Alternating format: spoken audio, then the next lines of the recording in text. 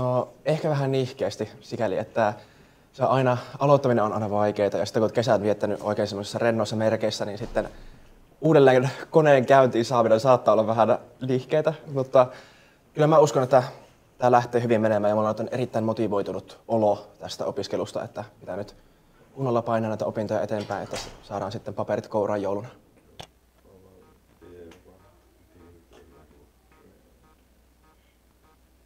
Mua kiehtoi eniten animaatio ja valokuvaaminen ja sellainen niin kuin elokuvien kuvaaminen.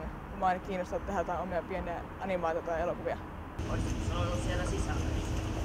Se ei kyllä kattonut.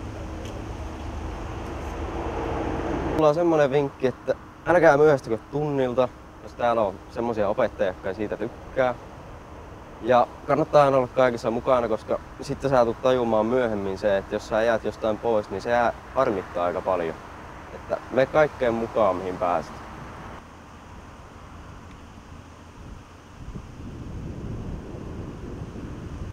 Kiva olla takas.